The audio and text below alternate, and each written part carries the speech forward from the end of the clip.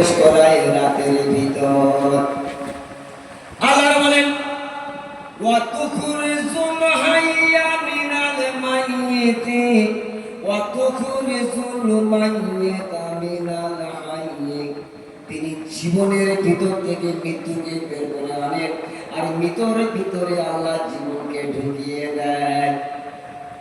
আল্লাহ জীবনের ভিতর থেকে মৃত্যুকে বের করে আনেন, আর মৃতের ভিতরে আল্লাহ পাক জীবনকে ঢুকিয়ে দেন।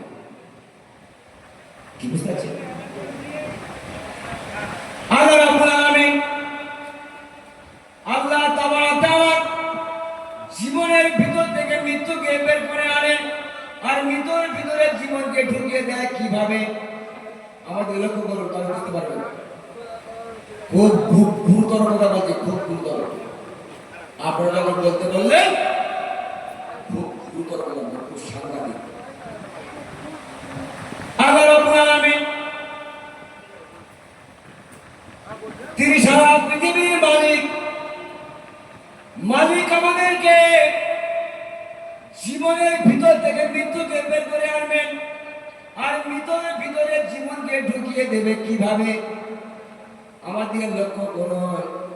মরা আঙুল, আপনার বলবেন জালালী সাহেব আঙুল তো নড়ে, সত্য নড়ে, কিন্তু মরা আঙুল কোরআনে প্রমাণ আছে। মরা আঙুল জীবনের কোনো অস্তিত্ব নাই, কিন্তু জীবন পেয়ে তা থেকে বেরিয়ে আসে জীবিত লোক। মরা মাথা জীবনের কোনো অস্তিত্ব নাই, কিন্তু জীবন পেয়ে তা থেকে বেরিয়ে আসে জীবিত চুল।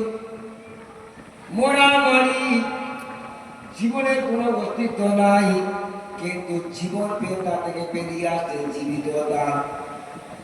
মরা চিবুক জীবনের কোনো অস্তিত্ব নাই, কিন্তু জীবন পেয়ে তা থেকে বেরিয়ে আসে জীবিত দাঁড়ি। মরা ডিম, ডিম কথা বলে গড়ি চলে যায় পালায়। মরা ডিম ভিতরে সাদা অংশ হলুদ কুসুম, জীবনের কোনো অস্তিত্ব নাই, কিন্তু মুরগি ওম দিচ্ছে 21 দিন পর্যন্ত। হঠাৎ ডিমের খোলস ফেটে বেরিয়ে আসছে জীবিত মুরগির বাচ্চা। মরা ডিমের ভিতর থেকে জীবন পাওয়া বার হচ্ছে মুরগির বাচ্চা। মরা চাঁদ, তার মরা কিরণ, তার মরা আলো ছোটা রোদ্দুর, মরা ভূপৃষ্ঠ, মরা মাটি, জীবনের কোনো অস্তিত্ব নাই। মাটি চিরে বেরিয়ে আসে মরা অঙ্কুর। মরা অঙ্কুর থেকে ফুল ফসল, মরা ফসল মরা জাত হয়।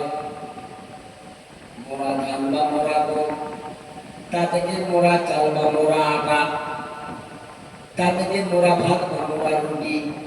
ওদিকে বাজার থেকে গেল বিশাল লাল শাক, ডাঁটা শাক, মরা রুই, ইলিশ, পাঙ্গা, চিতল, আড়াই বা চিংড়ি মাছ, মরা গরু, খাসি, মুরগির গোস্ত, মরা নুন, মরা মরিচ, মরা ভাত, মরা মাংস চলে গেল পেটের ভিতর।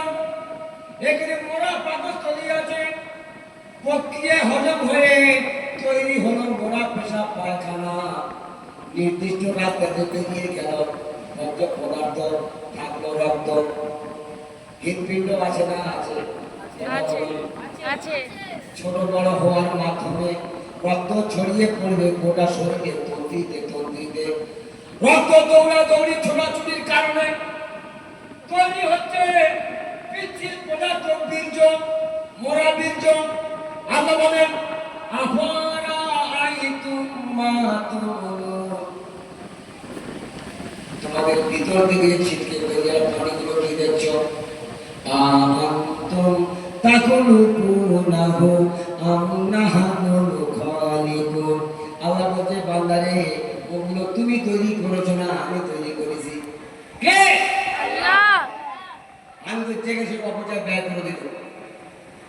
এর মালিক আল্লাহ। আবার আইতুম মাতুম, তোমাদের ভিতর থেকে ছিটকে বেরিয়ে আসা পানিগুলো কি দেখছো?